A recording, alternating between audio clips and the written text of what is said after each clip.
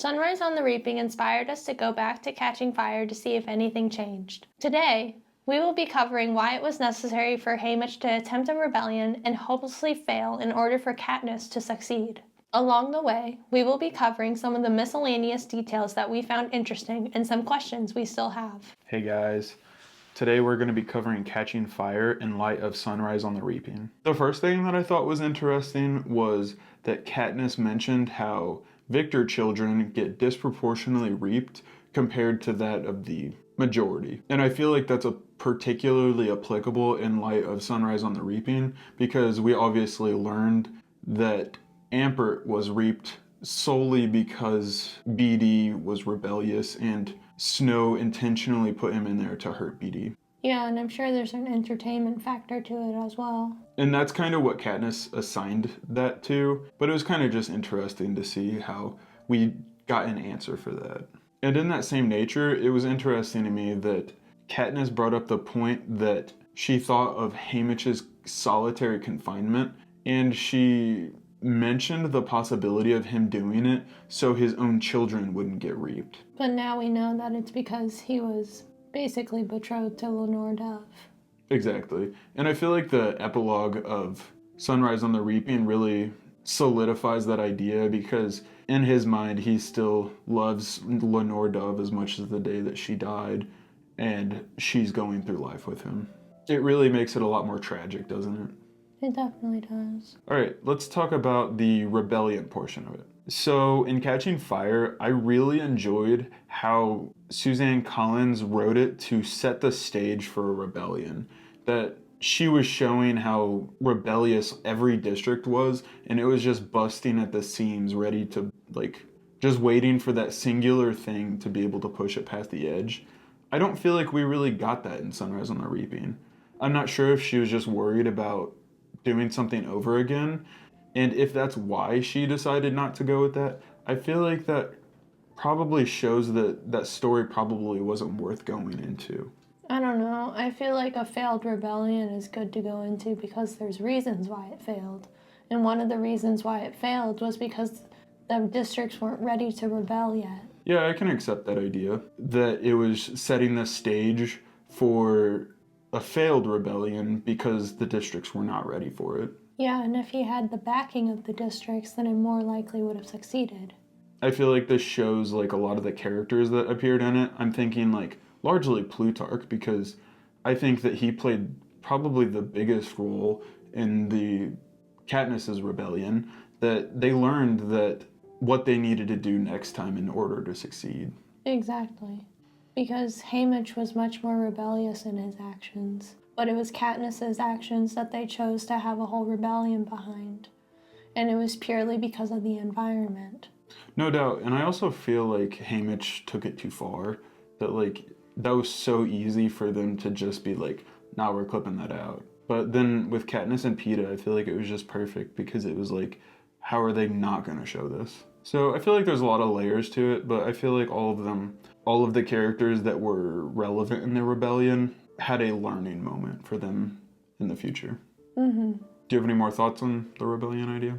No, but while we're talking about Haymitch's games, do you want to talk about what was recapped in Catching Fire and if it aligns with what was in Sunrise on the Reaping? Yeah, that was a point that really kind of took me off guard.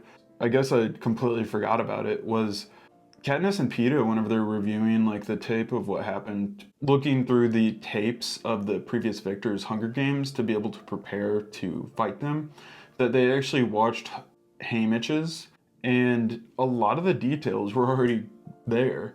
Pretty much all of it, the victors that he killed, the time that Maisie saved him, the mountains, the poison, even with the bit with the generator whenever Silk threw the axe and had it sent directly back at her. That's exactly how it was in Catching Fire. So it was kind of interesting to see that she definitely took that and made an entire book about it. Yeah, and the fact that she was able to make hundreds of pages just based off of a short snippet in one of her other books is pretty cool.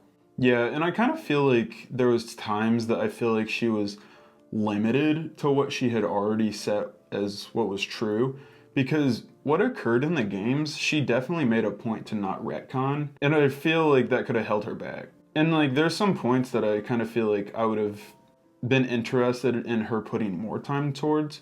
The point at the start of the Hunger Games, whenever Haymitch grabbed his bag, grabbed a spear, and grabbed a sword, that's actually mentioned in Catching Fire as well. Yeah, and the fact that she literally used the same line in the Caesar Flickerman interview for Haymitch. I thought it was kind of funny. Like, Katniss says that he's like noticeably snarky and kind of rude. I feel like she gave a good enough reason for him to be able to be snarky, that was his like persona that he was taking on, without him being dislikable as a protagonist. Before we move on, I want to take it back to the Hunger Games a little bit. In Catching Fire, Katniss is so confident that she was just going to be killed by the nature of the arena, and that neither her or Peeta were going to be able to make it out. Like, clearly they have the means to be able to just kill them on sight if they so choose. But I like the movie because it kind of gives the idea that Plutarch Heavensbee was like, no, we just have to kill her at the right time. Like, we can't make it too obvious that we just wanted to erase her. I'm kind of hoping that the movie provides some clarity into that. Mm-hmm. Like an idea into the game makers' heads. Exactly. Like, I really feel like the film has a pretty good shot at filling the gaps that we feel like there was in the book. Mm-hmm. Like, at this point, we don't have any reason to believe that Haymitch had any person to be like, hey, not yet. But at least from what we did receive from it, Plutarch clearly had a strong relationship with Snow, at least a strong familiarity anyway. So maybe he also was that person that did that. Mm-hmm. But the main thing that I see between Katniss and Haymitch as being a difference is that you can see the transition in Katniss, how she was only concerned about herself and the well-being of her family, and she was driven to want to leave. Like, she was driven to create a rebellion, and I don't feel like we really got that same essence with Haymitch. I completely disagree. I think Haymitch was very driven to start a rebellion, whether it was Beatty or Plutarch or even Lenore Dove. He had this spark inside of him that knew that a rebellion was long overdue, and he was going to be the person to do it. I wouldn't attribute their motivations to be the reason why the rebellion worked or not. Yeah, I can accept that. You can kind of take it like both of their hearts were in the same place, but Katniss just had the means to be able to do something about it because the districts were at a different point. Mm-hmm. While I feel like some of the fan service, and what I'm calling fan service, is the large amount of characters from previous books in Sunrise on the Reaping, but I do feel like a couple of them really had a major role, and like I can really rationalize why they're in there because they're major parts of the rebellion and they learned how to be able to be better for the next time. Well, that's all we have today. That was just kind of our thoughts from it.